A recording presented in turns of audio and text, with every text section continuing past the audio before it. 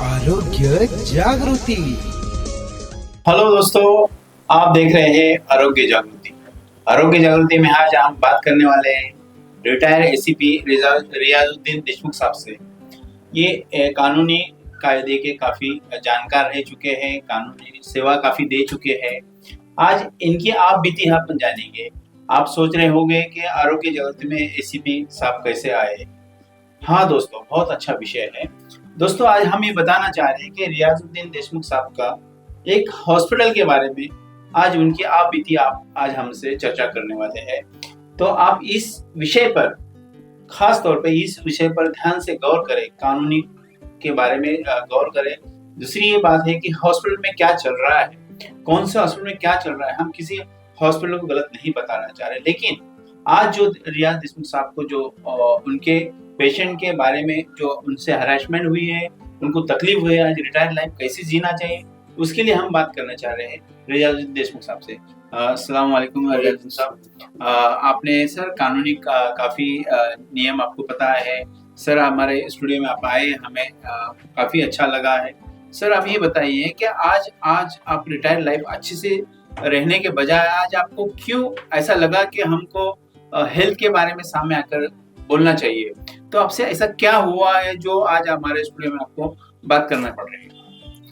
ये असल में क्या है कि मेडिकल प्रोफेशन को हम तो एक बहुत अच्छा समझते थे जी, और उसके जो हमको तजर्बा आया है तो बहुत ही वाइड तजर्बा है उसके जी। अंदर। असल में मैं क्या है कि मैं प्योरली ना तो हिंदी बराबर बोल सकता हूँ, मराठी ज्यादा हमारा तरह, तो मराठी में हम ज्यादा बात करते हैं असल में, तो कुछ अल्फाज मेरे मराठी में भी आ सकते हैं उसके अंदर। तो मुझे बहुत ही गलत एक तजर्बा आया है यहाँ के एक डॉक्टर के बारे में। मैं उस डॉक्टर को बहुत अच्छा समझता था, मेरी नज़र में बहुत अच्छा डॉक्टर था। तो एक हमारे रिश्तेदार को एक उसका पैर फ्रैक्चर हो गया था, तो वो बाहर गांव से आया यहाँ पर। मैंने उसको बुलाया था यहाँ पर कि बोले यहाँ पर आओ, अपनी डॉक्टर साहब है, बहुत अच्छे डॉक्टर है और तुम्हारा सही इलाज यहाँ पर हो सकता है। तो मैंने उनको बुला लिया यहाँ पर। उनका पहले वहाँ पर एक कच्चा प्लास्टर किया हुआ था पैर का। तो यहाँ पर आने के बाद में फिर मैंने उनको लेकर गया उस हॉस्पिटल में। उस डॉक्टर से मैं मिला तो डॉक्टर साहब ने बोला कि ठीक है, इनका कच्चा प्लास्टर खोलो बोले, और अभी उनका पहले निकाल लेते बोले अपन एक सिटी स्कैन करवा लिया। यहाँ पर सिटी स्कैन करने के बाद में उन्होंने बोला कि इनका ऐसा है कि ये 2 जगह फ्रैक्चर है पैर में, तो इसमें अगर इनको ये प्लास्टर लगा के छोड़ देते हैं अगर, तो 1.5-2 महीने तक इनको बिस्तर पे पड़ा रहना पड़ेगा अपने, और उनको फिर उनको कमाने के जो मसला देते हैं तो प्रॉब्लम आते घर के अंदर। बोला ऐसा कोई प्रॉब्लम नहीं, वो मदरसे में पढ़ाता है बच्चों को, कोई मसला नहीं उसका इतना ही। और ऐसा है तो बोले तो उनका बोले उसको हो जाएगा बोले अपना योजना के अंदर। जैसा कि आपको बताया गया था कि महात्मा ज्योतिबा फुले ये योजना के अंदर किया जाएगा, ये ऑपरेशन के बारे में, है ना? तो ये ऑपरेशन के लिए आपका फॉर्म भर चुके थे, आपको जानकारी दी गई थी? हाँ, तो वही उन्होंने जो बताया ये बात कि भाई इसका अपना ऑपरेशन इसमें कराया जा सकता है बोले। तो डॉक्यूमेंट्स नहीं थे तो हमने डॉक्यूमेंट्स 1-2 दिन के बाद में बुला लिए उसके। तो वो बुलाने के बाद में फिर हमने वो योजना कभी वो जो फॉर्मेलिटी थी जो वहाँ पर योजना वाले बैठते ना, आयुष्मान योजना और महात्मा ज्योतिबा फुले आरोग्य योजना की जो रहते हैं उनके बाद जाके मिले, तो बोले तुम्हारा आयुष्मान इसके अंदर तुम्हारा है बोले। तो उन्होंने फॉर्मेलिटी कंप्लीट कर दिया, हो गया फॉर्मेलिटी।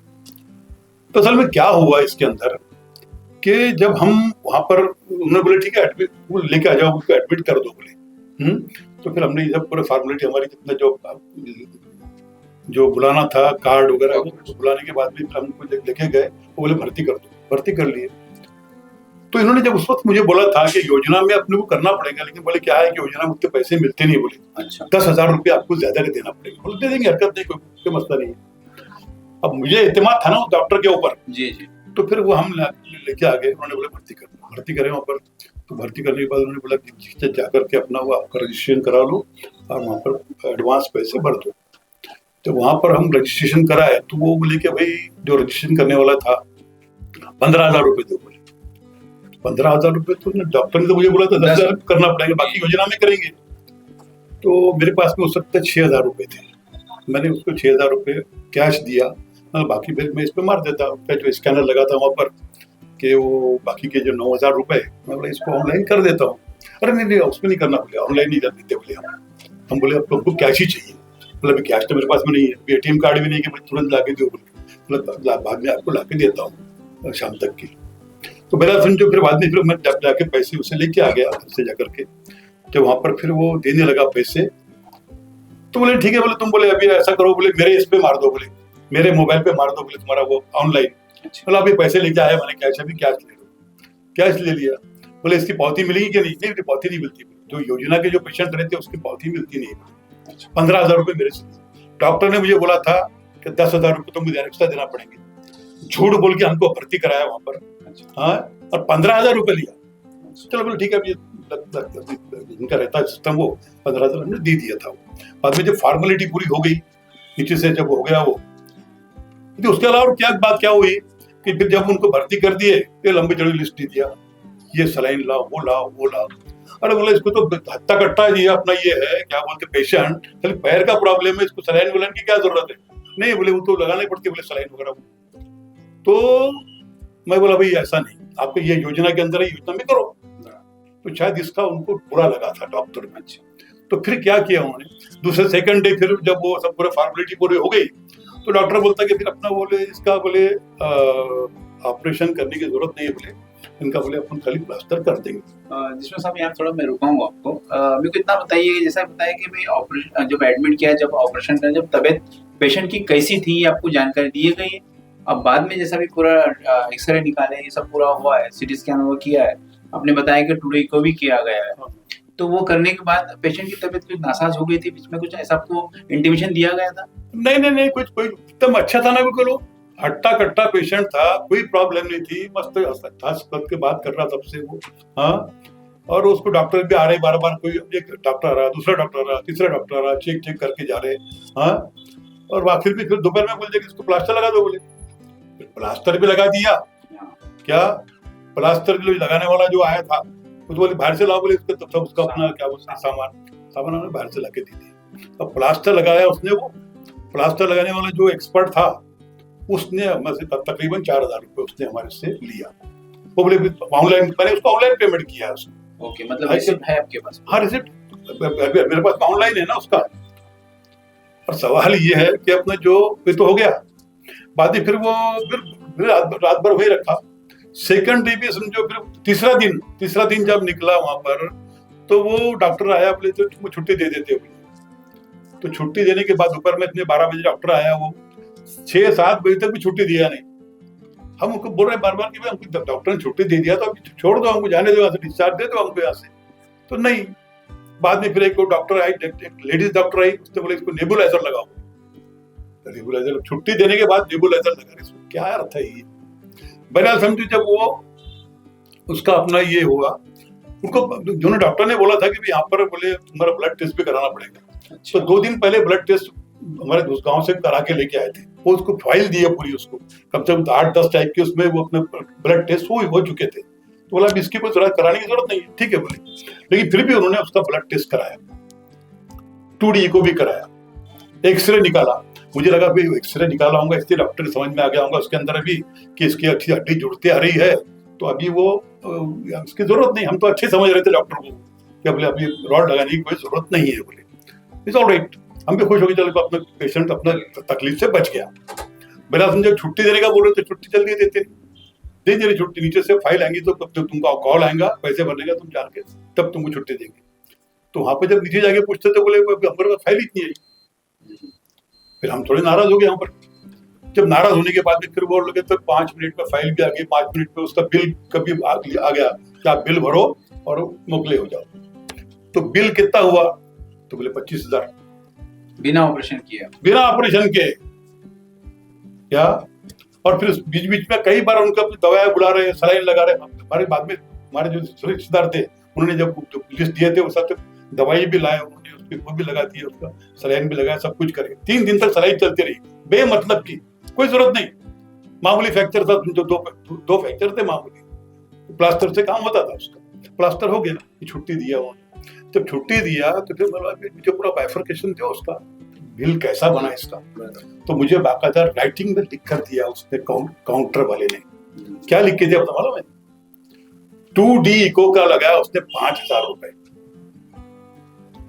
एक्सरे लिया, एक्सरे का लगाया 2,000 रुपए, मुझे तो लगा था पैर का एक्सरे है बोल के, 2,000 रुपए उसके लिया, और ब्लड टेस्ट कराया उसके 5,000 रुपए।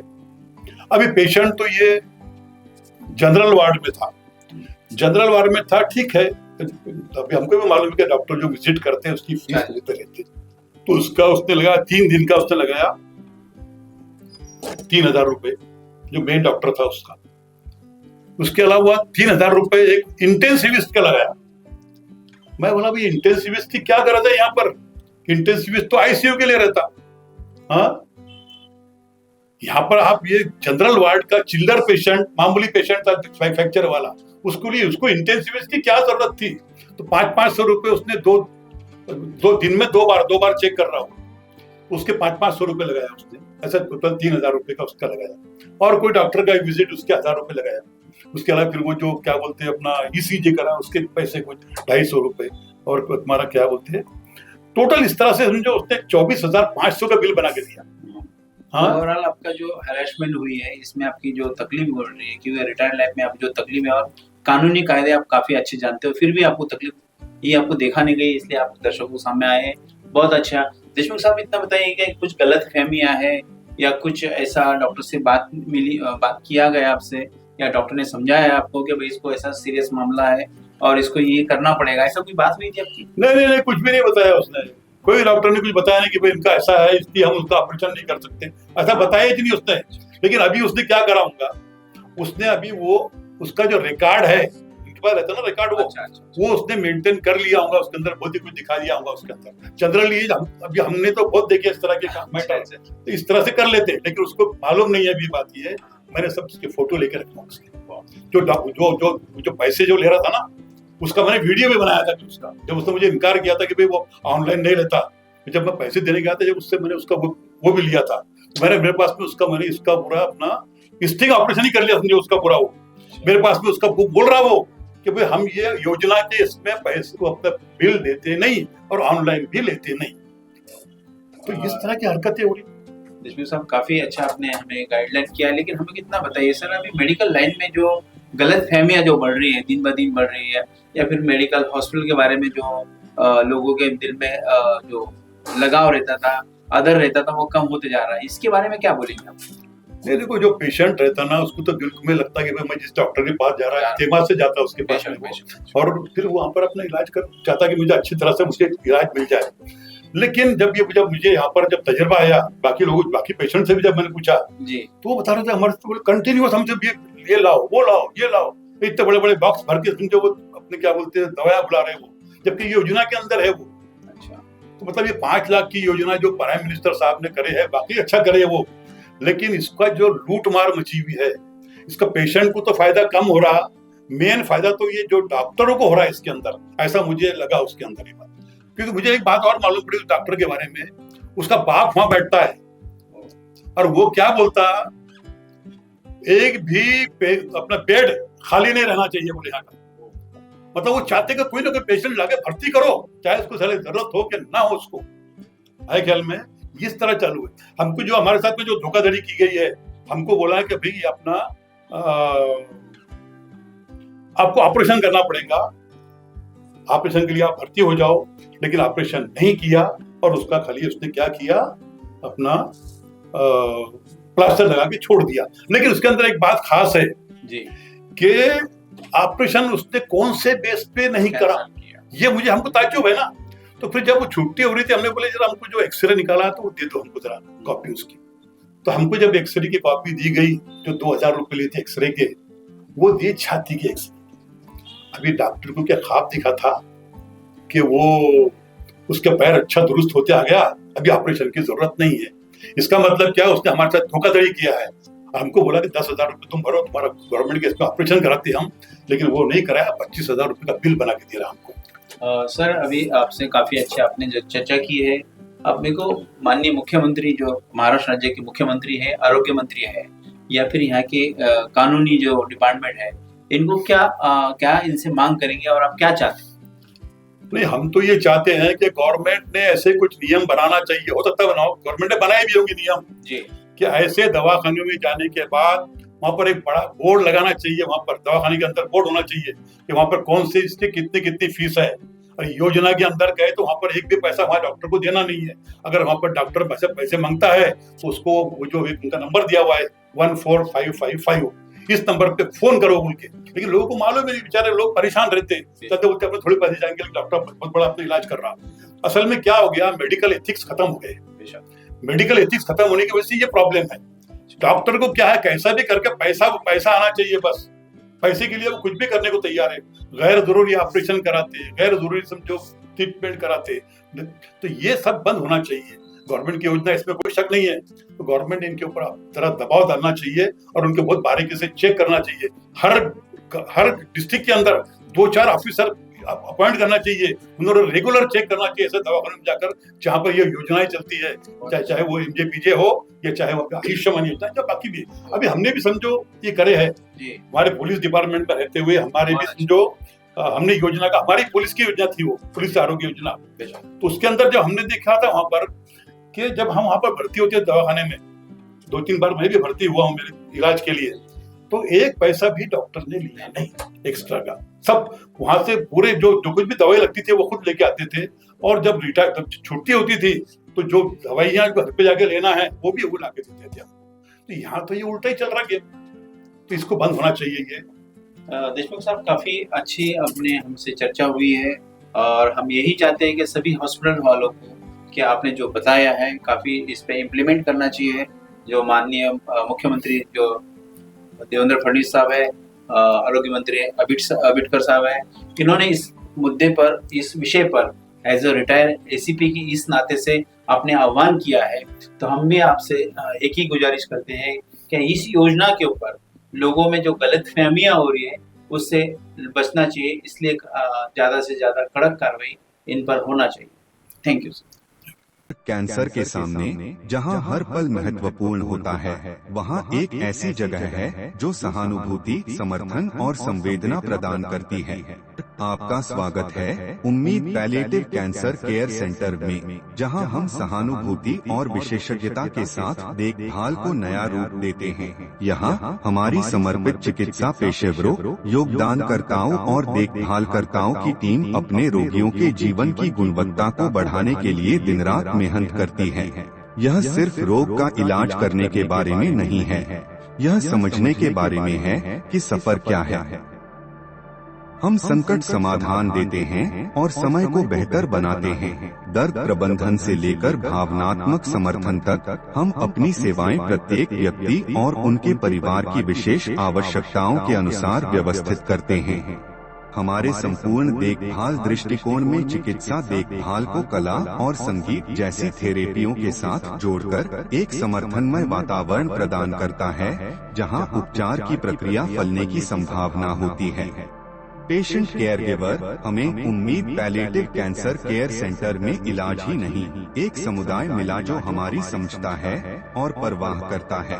हमारी स्थानीय उपलब्धियों में स्थान हमारी स्थिति को शांति और समृद्धि देने वाली एक संबल परिसर है। हर पल को महत्व देने के हमारे मिशन में शामिल हो। साथ में हम कैंसर से जूझ रहे लोगों को आशा, गरिमा और समर्थन प्रदान कर सकते हैं। साथ में हम बदलाव ला सकते हैं।